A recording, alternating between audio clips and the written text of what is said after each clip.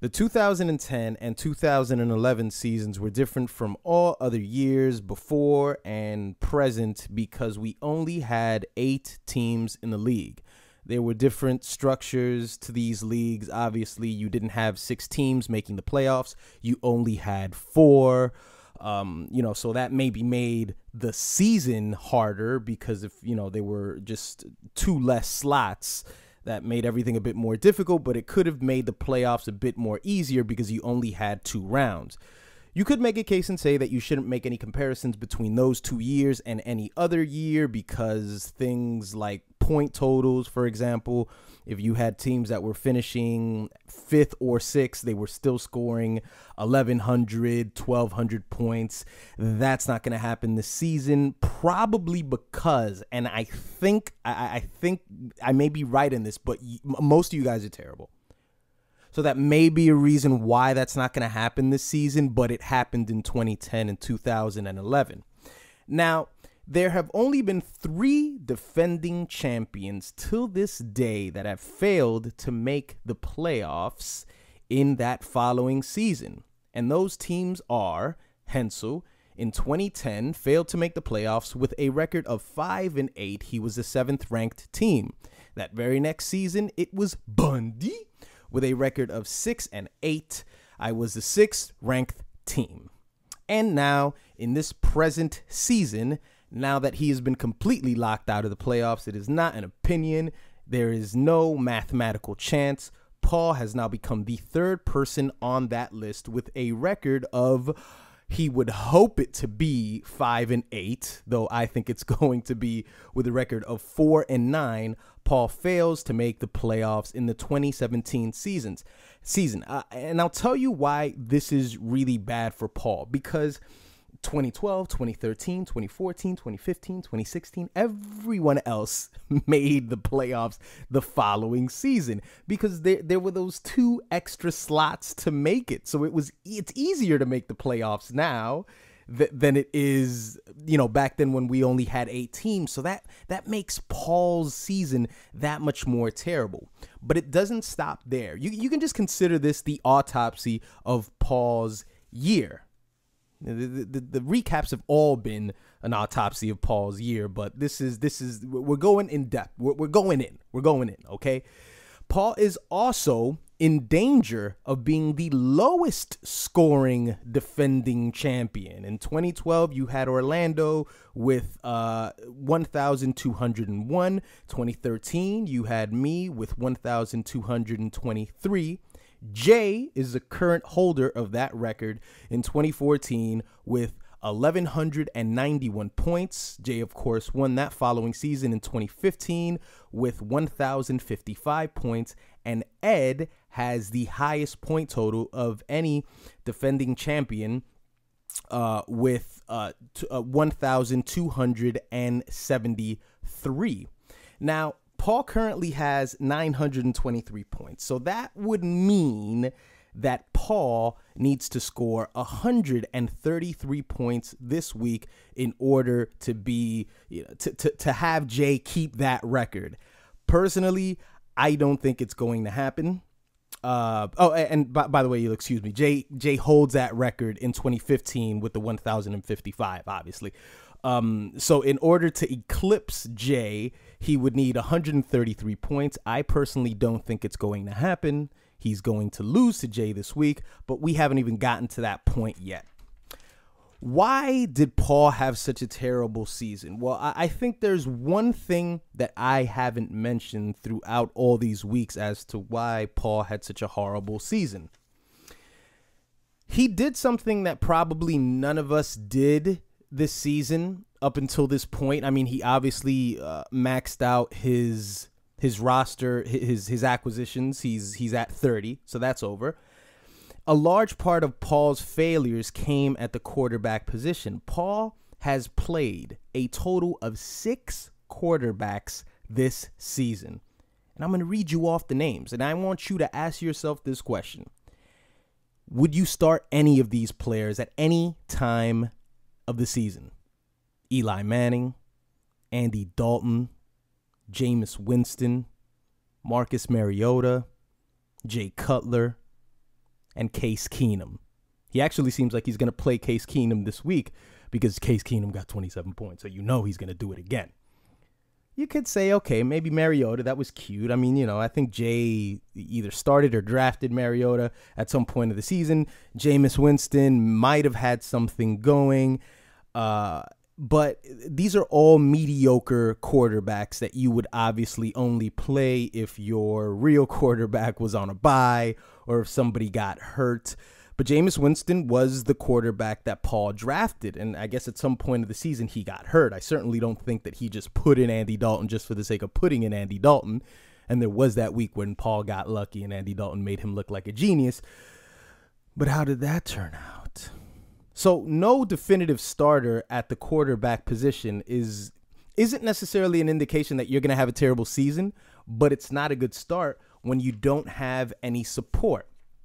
Paul got some support from his running backs. I mean, he didn't get terrible performances this year from LaShawn McCoy, who is the 9th ranked running back with 125 total points.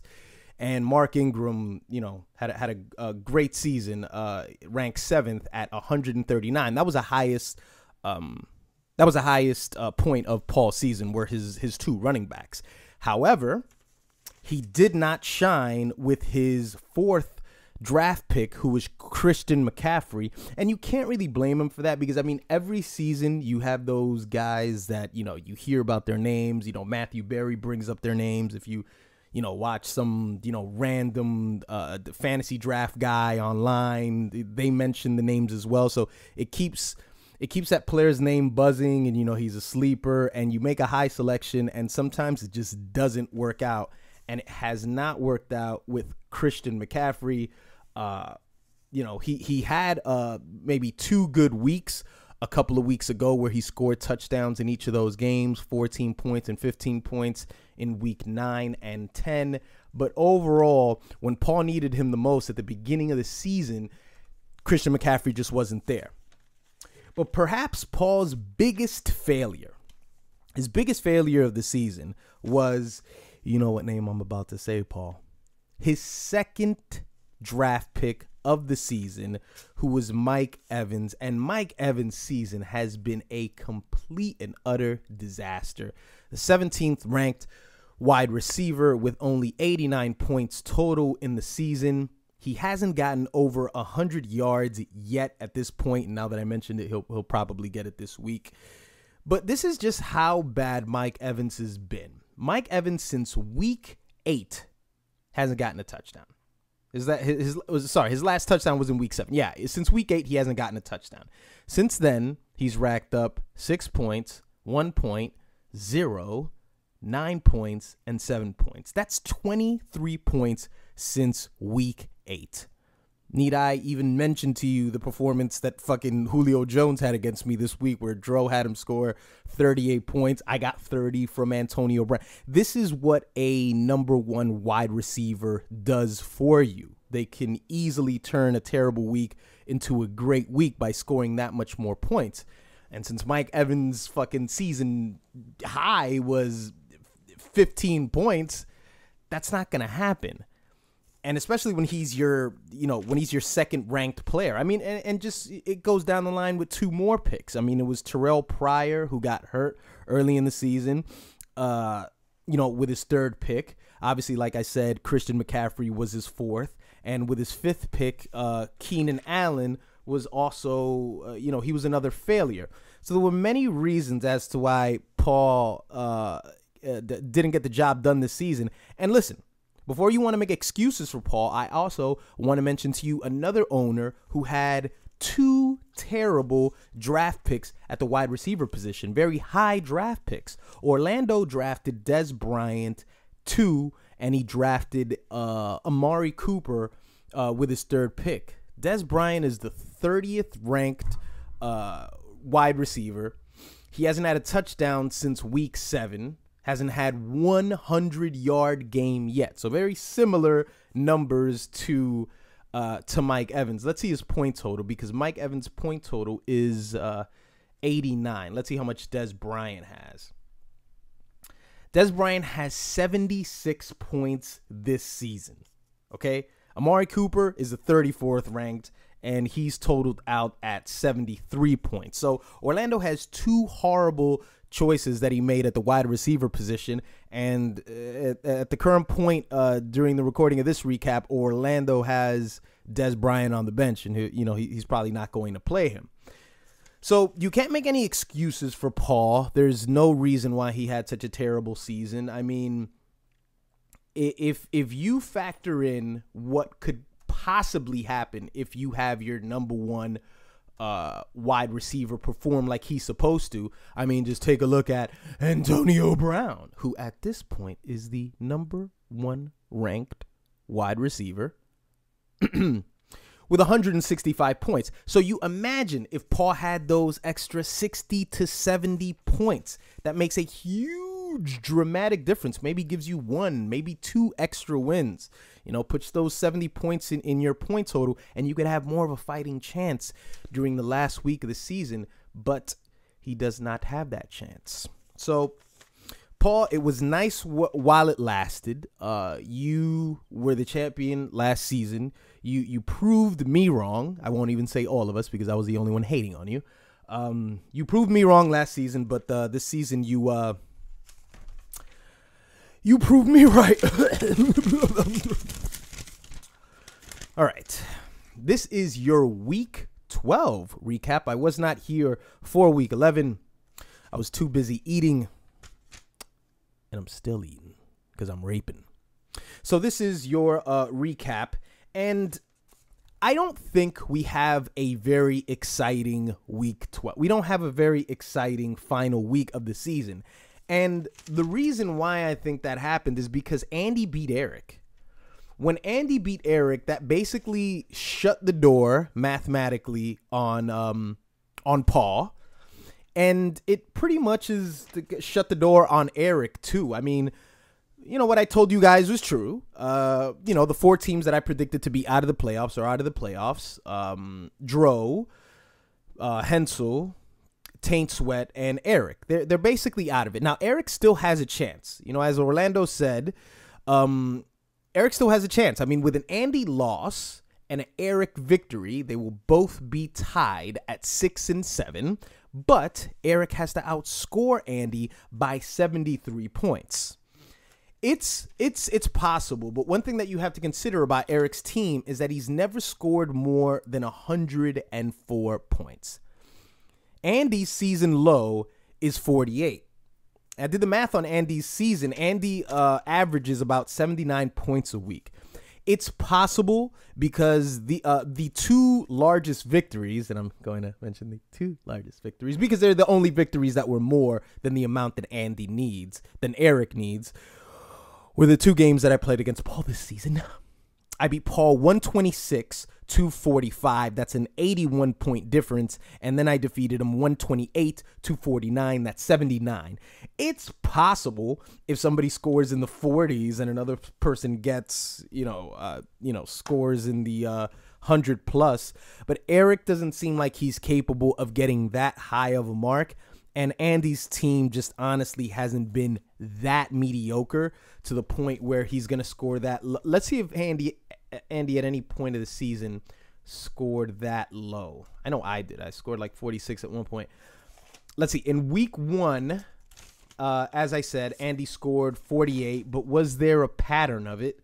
No. I mean, that was really the only time. Other than that, there were like maybe 1 or 2 60-point performances. So I don't think it's possible. I mean, maybe it's a little ridiculous that I'm talking about it as much as I am because there's no fucking way that it's going to happen. But you never know. And if we can all agree on something, we would like Andy to go fuck himself. And what better way for Andy to go fuck himself than to lose his playoff positioning in the last week of the season? But Eric had a chance. He had a chance to open things up. Had that happened, Eric would have been at 6-7. And he would have had a chance, but now it seems like that door has shut. Yeah, it just shut. It shut close or whatever the fuck. Okay, so let's move on to what I really wanted to talk about, which is it's not really an exciting final week because Andy's really locked down the 6th ranked position. obviously I am the winner of obviously I'm the winner of the number 1 division. Hooray to me. And the only lockdown positions at this point are the number 1 team, which is me. I have a bye. And Andy, who basically is locked down the 6th ranked position because he has 957 points with a 6-6 record. I don't think it's going to be possible for Andy to catch the very next team, which is, I'm sorry, I've got my notes all over the place. Which is Joe, I believe, with 1,300 points. Let's see. Yeah, Joe has 1,300 points. I don't think Andy's going to be able to eclipse Joe. So win or lose, Andy will probably end up getting the 6th position. Now, that might not seem like it matters, but hey, Andy keeps himself away from me. That'll make Andy feel good, right? No, at this point, Jay's team is pretty respectable because obviously Jay has the most points in the league. But the 6th ranked team faces the 3rd ranked team, which at this point would be Andy against Orlando, and on the other side it would be Pineapple Jugglers. That's a silly name, Joe. At number 5, going up against They Don't Want You to Win at number 4. So this is what I believe is going to happen within this last week, okay? Ed, you're going to fucking lose. Whether you like it or not, you're going to lose. Your team's just not that good enough. This goofy fucking name that you have here, which sort of implies like the obvious, none of us want any of us to win, all right? I'm here. I hate to break it to you, Ed, but you're not a special little snowflake, okay? I want you to lose just like I want everyone else to lose. Can you really like, you know, sink that into your brain? I don't think you can. What I think is going to happen is this. I think that the only difference is of course Ed's going to lose, and you're just going to have the Gonzalez brothers just move and just shift positioning. That's all that's going to happen. Andy's going to stay at 6 and Ed will either stay at 4 or 5, and you're just going to have either Orlando's going to face Ed or Joe's going to face Andy. There's not going to be any big of a difference there. I do see Jay winning the division for the simple fact that Jay is going up against Paul. No offense, Paul. I don't want to. I'm not here to gag on you or kick a man while he's down, but you're a terrible person, sir. So he's going to defeat Paul, and other than that, he has the most points out of all these other participants. So he's got 1,218. The closest to him would be Orlando, who's not even in the same division. So let's the closest would be Ed with 1,013. So that's not going to happen, and I don't really believe that Dadbot is going to lose. Of course, it would be very fucking interesting if Paul somehow played spoiler and took Jay out of that position, because obviously beating Jay and, you know, Ed winning or any of these other teams winning would put them, that would be very interesting, because if Jay loses, then Ed, you know, if Ed just so happens to beat me, Ed, whatever, you know, that would put him at 8, or if Joe wins, that puts Joe at 8. But then it depends on how many points they each scored. And right now, between Ed and Joe, it's very, very close. Ed only has 10 more points than Joe. So Jay losing would be very interesting, but let's see if that happens. I doubt it's going to happen. So nothing very interesting on the playoff front. It's already been decided. Andy spoiled everything. So as always, fuck you, Andy, for taking everything from us. Everything is your fucking fault. It's fucking just, it's 9/11, fucking, you know, slaves in fucking in Libya. Just everything is your fault, Andy. Just everything. So just own up to it.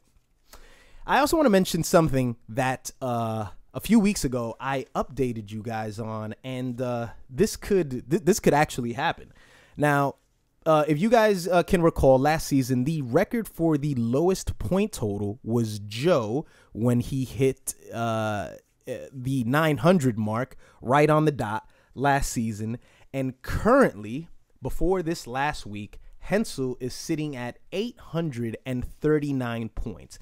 Eric is also below that 900 number, but he's got 885. I doubt Eric isn't fucking going to get 16 points this season. Now, for this to happen, Hensel would need to score 60 points and below. He can tie with a 61, or he can get 901 with 62 points. This is a possibility at this point. I mean, let's see how many times Hensel's gotten in the 60s. Hensel's lost his three last games, week 10 and week 11. He's got 69 points and 65 points, a whole lot of 70s in this. So he's hovering around that, that number. So that wouldn't be too much of a surprise to see Hensel beat that record. We are all hoping that he doesn't, because we would so not like you to beat Joe's record. That was sarcasm, Hensel. So we'll keep an eye on that, and I'll update you guys next week. So let's move on to these Week 12 matchups. You had Peggy falling short to Dro, 111-276. That may have been Dro's best game of the season. If so, fuck you. He got a very good performance from Julio Jones, as I said, and I tried to counter that with Antonio Brown, but Dak's not showing up for me. You had Joe defeating Taint Sweat 95-75. Andy beating Eric 104-75. You had Turtle Power falling short up against Jay at 119-84. And Hensel loses against Ed, who's the highest scoring team of the week, 120-81. And, of course, the lowest scoring team. Who was the lowest scoring team? Oh, the lowest scoring team, I think, for the very first time this season was a tie between Paul and Eric. I beat you guys by 1 point. I just escaped it. I just escaped the shame. So let's move on to these exciting Week 13 matchups. The matchup that Ed has been waiting for all season. He wants to wage some money on it. Whatever the fuck it is that he wants to do. Ed, let's put this week into perspective. So, something, it's very hard to get an idea through your head.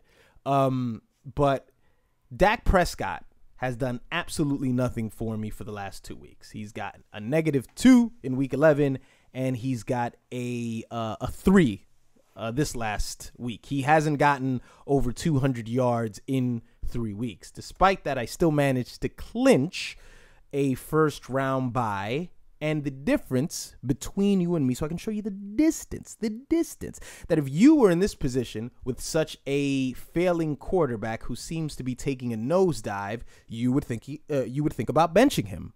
I will not bench Dak Prescott. He will be out there tomorrow against the Redskins. I don't give a shit if he gets a 4. I don't give a shit if he gets a 5, because I'm probably not going to catch Jay with the point totals. At this point, that's the only thing that would matter, would be point totals. And if, Jay and I just so happen to meet in the championship and get in a tie, right now Jay has 48 more points than me. I mean, it's a possibility that I could, but it's not something that I'm necessarily shooting for. I'm not about to shuffle my teams, for the sake of just doing that, because the difference between a Dak Prescott performance and somebody that I can get off the bench, off the player pool, what would it be? Like maybe 10, 5, 7 points or whatever the fuck.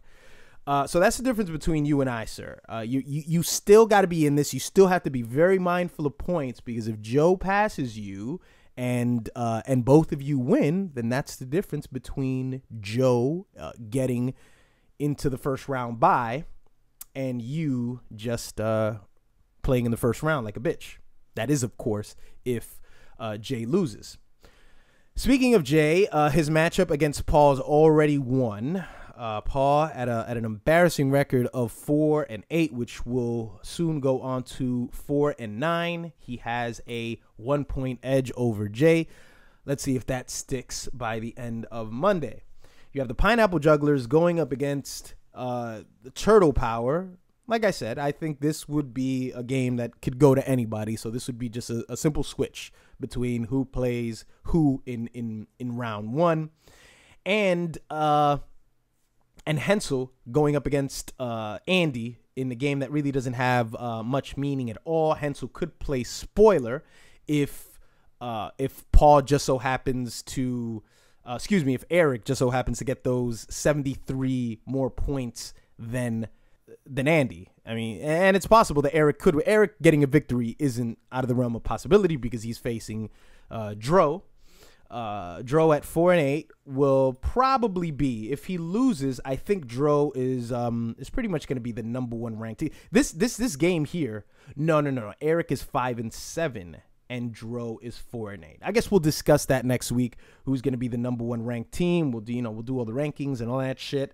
But pretty much that's it. That's your week 12 recap. Paul, we all feel bad for you. This was a shame. I always knew that you picking up the belt would have been a huge disaster because you weren't even going to get the opportunity to even to sniff it. Ed, go fuck yourself. You're going to lose this week, so you might as well just plan for that first round matchup. And that's pretty much it. This is all Andy's fault that there is no suspense. There's no excitement in this final week. And this is what Andy does. Andy takes things and he ruins them. So hats off to you, Andy. We're so happy that we have you in this league. As always, may your quarterbacks get hurt before they leave the locker room. May your running backs pull their hamstrings, and may your wide receivers get arrested for marijuana possession. And may your kickers get accused of sexually harassing someone.